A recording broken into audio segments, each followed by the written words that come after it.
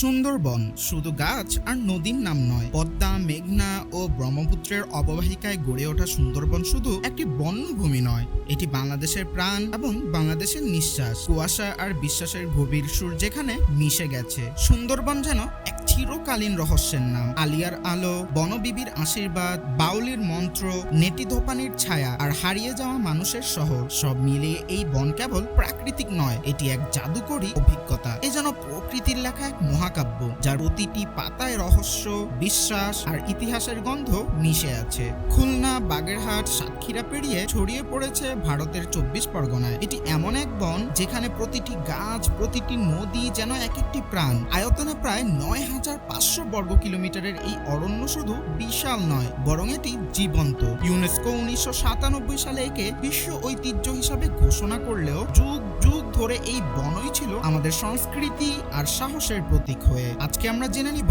এই সুন্দরবন সংক্রান্ত কিছু অলৌকিক ঘটনা। রাতের সুন্দরবন এক রহস্যময় মঞ্চ। হঠাৎ দেখা যায় নীলচে আলো টিমটিম করে জ্বলছে কাদা ও পানির মাঝে। স্থানীয়রা একে বলেন আলিয়া বাতি। অনেকের বিশ্বাস এগুলো মরাদের আত্মা। হারিয়ে যাওয়া জেলেরা পথ দেখাতে এখানে আলো হয়ে আসে। কেউ বলে বিপদ টানতে আসে, কিন্তু বিজ্ঞান বলছে এটি বায়োগ্যাসের প্রাকৃতিক জ্বালা। তথাপি এই আলোর অস্বাভাবিকতা মানুষের কল্পনাকে এতটাই আলোড়িত করে যে বাস্তবতা থেকেও অলৌকিকতা বেশি সত্যি মনে হয়। এখানে আরো রয়েছে বনবিপির কথা। সুন্দরবন শুধু প্রাকৃতিক নয়, এটি আধ্যাত্মিকও। এখানে মানুষের সাথে থাকে দেবতা বনবিবি, যিনি এই বনকে রক্ষা করেন, এমনটাই বিশ্বাস এই বনের অনেক মানুষের। আবার রয়েছেন দক্ষিণ রায়, যে কখনো দয়ালু আবার কখনো রুদ্র। এই দুই সত্তা সুন্দরবনের মানুষের জীবনে এক অদৃশ্য ছায়া হয়ে আছেন, ভয় ও ভরসার মাঝামাঝি অবস্থান করছেন। সুন্দরবনের প্রতিটি গল্পে এদের উপস্থিতি যেন বন নিজেই জীবন্ত হয়ে ওঠে।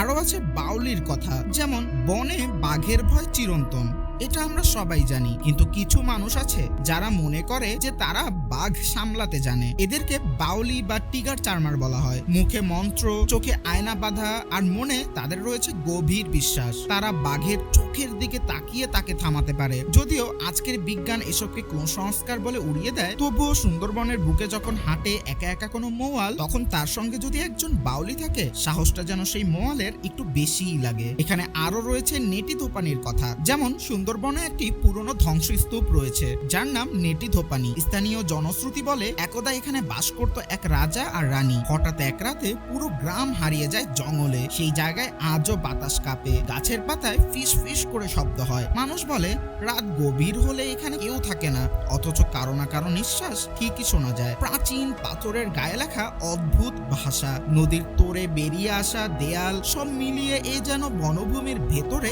এক হারিয়ে যাওয়া শহর। ২০১৮ সালে গবেষক ইসমে আজম যখন সুন্দরবনের কিছু জায়গায় খনন করলেন, তখন উঠে এলো প্রাচীন মানব বসতির চিহ্ন।